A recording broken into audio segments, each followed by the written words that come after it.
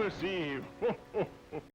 Hey there, Toonami faithful, and welcome back aboard Toonami Absolution, where we talk about the shows that made us us and the shows that made you you. Closing out our holiday edition. Are your hosts. My name is Alyx. I'm Sam. And I'm John. Yeah, it's Boxing Day. We've given up. Yes, and welcome to Itsudatte Why, John? Why? Yeah, so welcome to Itsudatte My Santa, or Always My Santa. So when we had our meeting, you guys picked things very quickly that had meaning to you, that were charming and heartwarming. And in that moment, I saw you like the Who's down in Whoville, having your Who hash. And then something inside me, and it's not a part of me I am proud of, came up and went, well, then I must be the Grinch. So this is something I found originally. I found a DVD copy of this in a bargain bin in like 2009, and copies of it have followed me around ever since. This is a 2-episode OVA released in Japan in December 8th, 2005, and in America, December 11th, 2007. It does have some history, because it was created by Ken Akamatsu, who you all may know as the first manga writer to be admitted to the national diet. It's crazy. He also wrote something called Love Hina, little thing. Yeah, nobody knows about Love Hina. This manga actually predated Love Hina. It was a one-shot, like a year before. So have you actually read the manga? Yes. And you will note there is something very funny about this, is that the manga is a one-shot. So let's explain the plot, of what little plot there is. We have a boy, his name is Santa. He is alone this Christmas. He is lonely this Christmas, till a girl comes up to him and says, I am Santa. If you believe in me, I will become powerful, and then proceeds to make his life a living hell. What follows is sort of a lot of boob jokes, some weird semi-magical girl stuff, a amazing last act turn where we try and make this emotional for some reason. And then the second episode is we go, that Christmas OVA we did with all the Christmas theming, let's get all of that Christmas theming and drop it right in a bin, because we're now having the beach episode with a load of new characters, and you'll note it redoes all of the same jokes. That's because none of the beach episode stuff is in the manga. Yeah. Is there a production reason for that, where they just we need more material? This was only...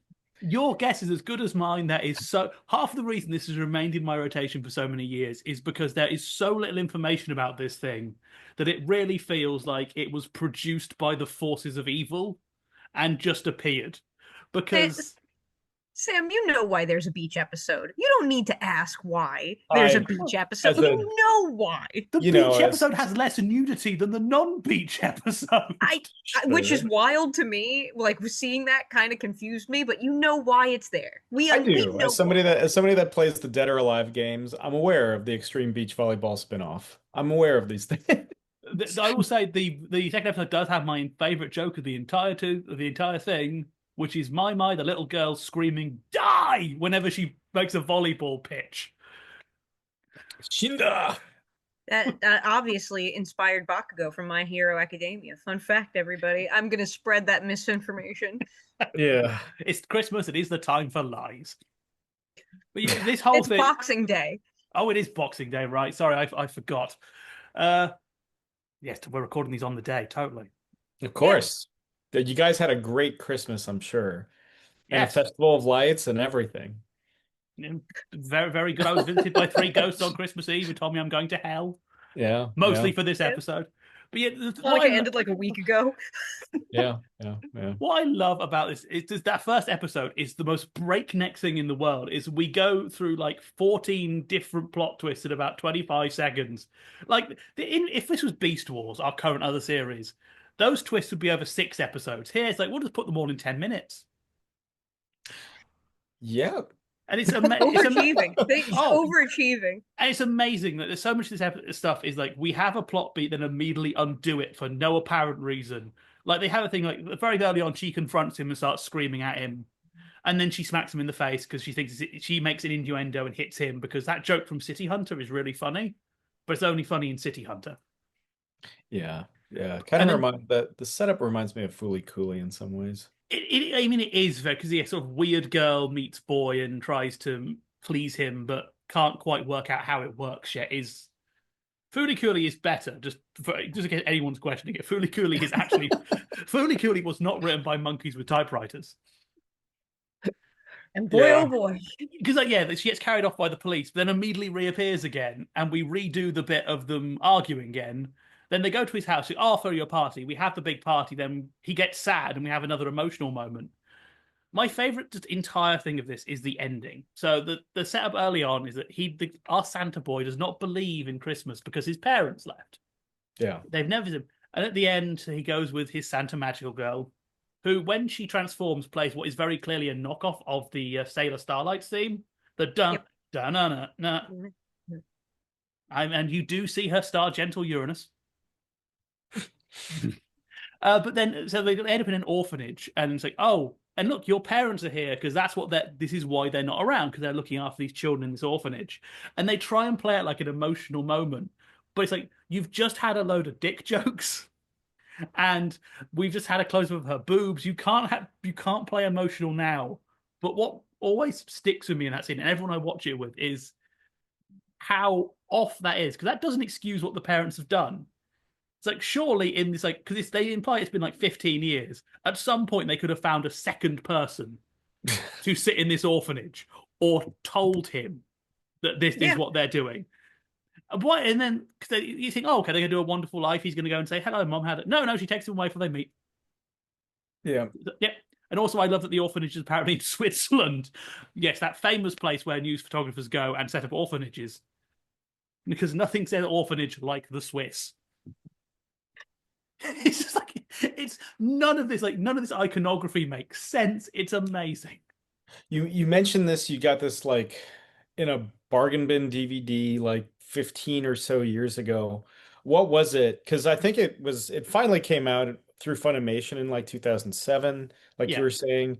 What was it like? Oh, Did you this looks vaguely like Sailor Moon. did you get it before the recall? Is the I was question. going to bring that up. I know mine is post recall. Yeah, famously, this DVD was recalled originally when they put it out because it had the wrong age rating on it. They had it as TV PG when it was meant to be TVMA for the full frontal nudity.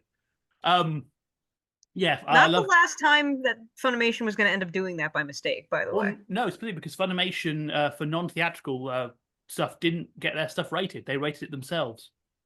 This is why you'll note that a lot of Funimation DVDs from the mid-2000s are weirdly overrated, because they'd often just slap TVMA on stuff to be like, okay, no one can complain, and we're not gonna pay the ratings board if we're not putting it in a cinema. And then they accidentally dubbed over interspecies reviewers and put it up on Crunchyroll for 2 episodes. I think the management must have changed at some point between those two moments. Yeah, I love the quote they had. They go to Anime News Network. Although we've not received any complaints from consumers, as a responsible entertainment provider, we felt the need to alert our fans and their parents so they can make an educated buying decision. Which, again, it really shows anime in the early 2010s that we're not going to not just our customers, but it's our fans and their parents. We don't think anyone over 18 is buying this disc. But it was literally because I saw it has the Santa Magical Girl on the cover, and I was like, this looks bad. And you were right. This was an era where me and my friends, when we were in college, used to basically we played CEX roulette, because near us was a secondhand media store called CEX, which had a bargain bin. So we'd each take, I think it used to be like £3. We'd each go into the bargain bin and buy 3 discs and then watch them to see what they were. And because you could trade stuff back in, we could trade it back in, and we'd often get like 3/4 of the money back. So it basically paid for itself over time. I do want to say I actually did my research a little bit for this one because it did stick in my brain in a weird way. So I went to the myanimelist.net forums to find reviews, and I just wanted to read you the best review I found. It was like the top one. This is by far the best Christmas special in the entire goddamn world. Every year I make everyone I know watch this, and every year everyone is filled with joy, happiness, and the Christmas spirit. 10 out of 10. Watch this every Christmas and you will have a Christmas time. Also, the beach episode was pretty nice too. I agree. This is like I do show to friends as part of my Christmas weirdness playlist. It isn't the worst thing on that playlist, but that isn't a high bar to clear, because Wizzo the Clown is on that playlist, and until you've had pure unfiltered Wizzo. But yeah, this is just, it's so, the first episode I do quite like, because it is so weird and so breakneck. It's a big thing of, what is this? Who thought this was a good idea? what do you mean the guy who wrote Love Hina wrote this? Because Love Hina was good. Yeah. I Yep. also adore the dubbing. Because the dubbing is awful. It's bad. It's real damn bad. This sounds like the ultimate. Like if I had to like describe what like that early cheap Funimation dubbing sounds like, it's this episode where everyone is racing to fit all their lines in as quickly as possible, sounding as blank as possible, and the guy's as generic as possible. So he's just like saying things like, "Hello, I am Santa. Oh, I am. You're looking very nice today, woman." You are beautiful, woman. I would like to look at you. Yeah. Yeah. There is a few changes between the dubs and the original as well, which I find quite funny. In that the dub goes harder on the Jesus stuff. Because there is a bit midway through, they're looking at all the lights, and the Santa lady comes out and goes, "This is again after we've had a full naked shower scene for her." Goes, Yeah. "Do you know what Christmas is about? It's about the birth of Jesus." And then she's the thing of like, "Oh, the lights are celebrating both you and Jesus." When in Japan, there's like they're celebrating you and Christmas. So Funimation were like, "You know what this needs? A little bit more Jesus." Cliff Richard broke into the studio. It's like, more Jesus. I felt like I was watching the Ghost Stories dub. I'm not gonna lie. It does have real Ghost Stories energy. Just that's what. Don't all high school principals look like that? Or do you accept your Lord and Savior Jesus Christ? I just love I love the G, because it's, if you show it to people without knowing, you get to that point where you just have like, you hear like drinks being spat in unison, like we're invoking Jesus now for some reason. Yeah. Yeah. That's how it's Christmas. You got to have a bit of old JC, but I don't think he would approve of a lot of this. Hey, Jesus, from what I understand, as a Jew, is that Jesus is pretty solidly cool. Like I've heard that. Yeah, there's that bit in Corinthians 5 where he's like, magical girls, pretty sweet. Yeah. Yeah. Paul's letter to the Corinthians. Paul's letter to the Corinthians, in the name of the moon. Dear Corinthians, look at the boobs on that. Yeah. Check out the rack on this one. Yeah, talk about being struck with blindness on the road to Damascus, fellas. Struck with blindness on the road to Damascus is absolutely the name of my Panic at the Disco cover band. There you go. Talking about weird edits as well, the Funimation thing confused. So in the second episode, we have a fight between the two magical girls. Yes, they of course. get confused how that fight works. Because they changed the dialogue. Because the implication is, so our main magic could only summon things with San in the name. Yeah. Or S. While the other one's power is screaming gorgeous, like a Kamen Rider Legend. But what it's implying is, in Japan, is that her power makes things big. That's the whole point. That's what she's countering. But in this, they say, "Oh, you're making things too big." So no. She's not blocking them. That's the entire joke of that segment is, you convinced to trap herself in a glass box. But Funimation, I say Funimation didn't bother to read the Japanese, but to be fair, I wouldn't have bothered either for this. No, they haven't yet worked on JoJo's Bizarre Adventure. They don't get the specific nature of stands. that fight is very JoJo. It is very JoJo. I think everything is improved by being a little JoJo. Yeah. My stand, we wish you a Merry Christmas. I'm honestly surprised we haven't had that yet. Has JoJo's never done anything Christmassy? I know they've gone Western. I know they've gone Prison Girl. I know they've gone. There is the Rohan at the Louvre. Yeah, there's Rohan at the Louvre. I think there were a couple of like separate art pieces that Araki did. Wait, not Rohan. Rohan at the Louvre is the one where he's at the Louvre, right? The Spoke She Rohan has a Christmas episode that is that one's kind of less Christmas and more kind of Agatha Christie's Poirot for some reason. But I guess that's Christmassy. I'll take it. If you know anything about Kishibe Rohan, it makes sense. He does look like a little Belgian gent. I would love for my stand to be a micro Poirot, or frankly even a Miss Marple. Miss Marple with a gat. Yeah. It's like a teeny tiny. Yeah, I invoke my stand. I got the Christie. That's just Bungo Stray Dogs. Yeah. I mean, there was an Agatha Christie anime. There was. That's there was also an Agatha Christie K-drama, but there was. The Agatha Christie anime, of course, introduced the best Agatha Christie character, a duck. Agatha Christie is the leader of the Order of the Clock Tower in Bungo Stray Dogs. Oh, yeah. Talking She's a giant pigtails girl. As fate has told me that any historical figure was actually a giant pigtails girl. Yeah, just like Lubu in Dynasty Warriors. Yeah, It's true. Sorry, now I've got Mostly. the image. Now I've got the image of Saber's voice actress at King Arthur's grave apologizing. That's my favorite image on the internet. Yeah, please let me back into Avalon. Talking of very British thing, the thing I do love the end shot of the first episode where all the Santas are flying up because it does look like something you'd see at the end of a Doctor Who Christmas special. Sure. Yeah. And then like the TARDIS would fly in through the middle, and we're going to hit some Daleks with reindeer Yeah. because they're weak to reindeer now. I mean, So, yes. yeah, I mean, this is I don't think this is the weirdest thing that we've probably talked about. I mean, I did bring Boom Boom Sabotage to the rest of the class, and Argue Boom Boom Sabotage is 50%. Yeah, the first episode is better than Boom Boom Sabotage. The second episode, I'm not sure about. It does have 100% fewer Nazis than Conqueror of Shambhala. It yeah, does. yeah, It yeah. really, really, which. No, it does. Yes, It's just like going through. I'm just trying to. No, guys, I was remembering that we do have a street gang. They're not wearing the swastika, are they? Because I know a lot of them do that. No, they're not. Oh, well. No, just to very quickly had to be like, does it have 100% fewer Nazis? The world may never know. Yeah, yeah. We Even don't know if the you're going political for, like, leanings of my yeah. mind.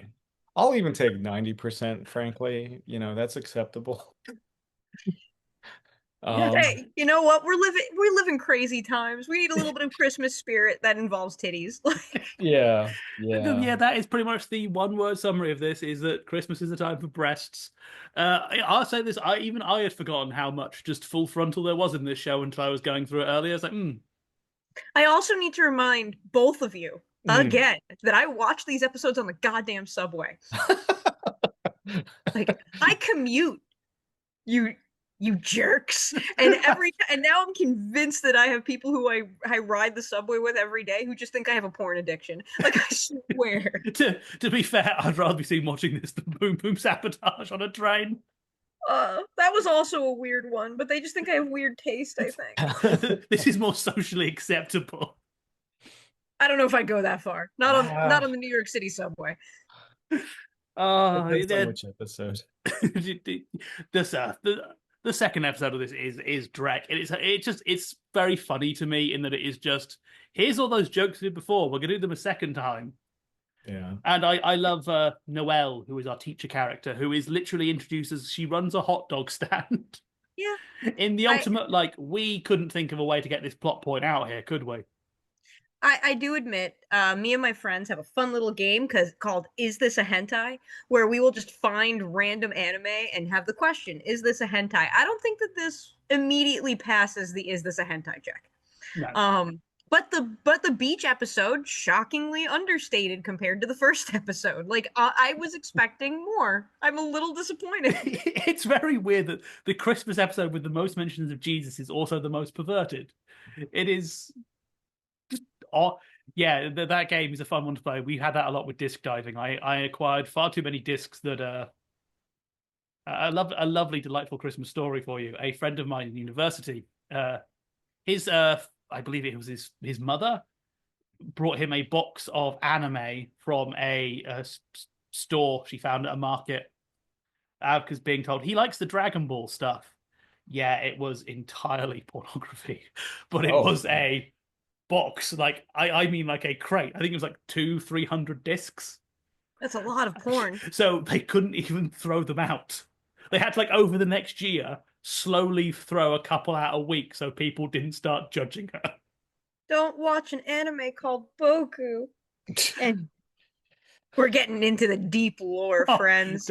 Again, that's why I have a slight nostalgia for this being a dumpster dive fine, because that was what you did if you had picked up anime in the early 2010s. There was no, like, Mal, there was no reviews, there was no YouTube, so we'd pick something up on a disc and be like, this looks interesting. And then you'd put it on and you'd sit there in a darkened dorm room going, well, this could either be a transcendental, brilliant experience, La Petite Cassette, or it could be this. Or it could be this. Are you feeling lucky, punk? Anime girl boob roulette. That's really what it is. For Christmas. For Christmas. The other, I had this conversation when I was going through my listings to pick, I had a conversation with a friend of mine, and we were looking at this and like, their choice was either this or John Denver and the Muppets for the same joke of, here's a load of footage you can't put on TikTok or YouTube because it will get demonetized. This because of the boobs, John Denver because of John Denver. So I was like, but what about John Denver's boobs? they are covered when he's with the Muppets. They are a restraining influence. Kermit was like, John, we've got to cut it. Like Gotta cut it, man. the fan dance was good, but come on. Yeah. Like, I Kermit do doesn't need to see that. I do find it odd that Colleen Clinkenbeard is one of the voices in the dub for the Yes. She is. Monkey D. Luffy himself. She is again. I think a few of the voice actors in this go on to bigger and better things. I say that like that's an achievement. And Colleen's been with Funimation forever, ever. Right. Oh, Like, this was clearly the Funimation in-house. Like we joke about Sean Schemmel appearing in the booth. This was clearly whoever was around that day. Here's a script, get in there, knock it out in one. Yeah. Yeah. Any rehearsal? Nah. Just do it. here, read the thing, watch the screen, do what you want to do. I got that line wrong. It doesn't really matter. None of them make sense. You can just make noises with your mouth for 20 minutes and it'll be about the same. It's kind of what happens at certain points. Oh, Santa's voice actor has a couple of lines where he's clearly fumbling the entire thing, and then we just keep rolling. You know, Troll 2? Like, it's very Troll 2 in his delivery. They're eating her, and then they're gonna eat me. Oh my god. My favorite is when they go to he goes to the Christmas party, and you hear the guy in the background who's like, we're celebrating you. We'll be here when you get back. It's like totally if you it reminds me if you've ever seen the Mischief Theatre's Gone Wrong show where they have the joke of like someone who's forgotten he's walking around holding the script with that kind of voice from off stage kind of thing going on. Oh, or watch out for snakes if you're familiar with MST3K memes. It's very Manus Hands of Fate in certain parts. Surprisingly less. Oh man, Torgo theme would have really enlightened this show. Oh, I want to re-edit this to have Torgo theme at all times. Every time we're at the Santa Claus Academy. Just constant Torgoing. I admit, there's a part of me that loves weird interpretations of Santa Claus. Like, I love Rise of the Guardian Santa. I love weird Santas. This is one of those Santas that I know at least one person I went to college with has a statue of her, and I feel it in my bones that statue's worth too much money. I couldn't find one. I did go looking a while ago as a gag gift, but I could never find one. How is there not? This is like the perfect thing to make a statue of. Maybe I could. Maybe it was so rare. No, once you have one, you don't want to get rid of it. It's like the One Ring. You'll say like, my precious Santa. My precious. You throw it in the fire, it lights up with like different elvish runes on it. Just a skull comes out in the smoke. Like, oh. And we talk about things of Santa. Like, we have the entire first episode is always comical. Like, oh, I go to Santa College. But then in the second episode, we see that, because me and my friend were like different levels, we were separated. And they show that by having them being dragged apart by two Santas. Like that picture of the people being dragged apart at the Berlin Wall. Like, that's bizarrely dark for this joke. Hey, do you not remember the Cold War? The Cold Santa War. Isn't every exactly? Santa... Oh, that's the one where he conquered the Martians, right? It's in the 60s, yeah. Yeah. But... Oh, God damn it. But we are coming close to the end. So what are our final thoughts? Just play Dead or Alive Extreme Beach Volleyball. Are there Santa skins for that? Are there Christmas skins for Dead or Alive Extreme Beach Volleyball? Because if they're not, that's a market. I wouldn't be surprised if there were. There's a lot of skin. Not sure if any Christmas. Yeah. I mean, it's more so towards the second episode, frankly. Yeah, it's this was I watch a lot of weird stuff with you fine folks, and this is one of those ones where just kind of like on the weekend where I'm just kind of like, Makes you regret talking to us. Yeah. I have brought pain. That makes me happy. John, what are your final thoughts? What I would say, if you are like me, and you shouldn't be, the first episode is a bit of fun throwing on Christmas plays with friends. This is not something you should watch on your own, and not something you should watch without a minimum of 3 eggnogs in you. But it's a great way to ruin the mood at a party.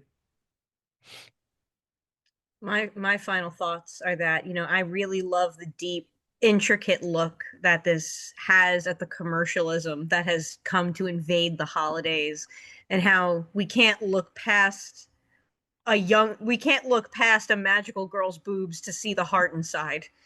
Like, I get that they're in the way, but no, like it's stupid, goofy fun. You're never gonna get me to talk crap about stupid, goofy fun. Like, this isn't consequential at all. No. Is it going to ruin your day? No. Is the dub something you definitely need to drink to get through? Absolutely. But if you come across it, it's not like Boom Boom Sabotage that makes you really question living, like this makes you go, all right, yeah, cool, whatever. But that does mean that we have made our final holly jolly stop and pulled into our final destination. That's right, it is time to disembark from Toonami Absolution this holiday season. We want to thank you once again for joining us and talking about the shows that made us us and the shows that made you you. This has given us all of our reasons. Once again, we are your hosts. My name is Alyx. I'm Sam. And I'm John. And we'll see you next time. Bang. Happy holidays. Happy holidays. Happy Boxing Day. Happy Boxing Day.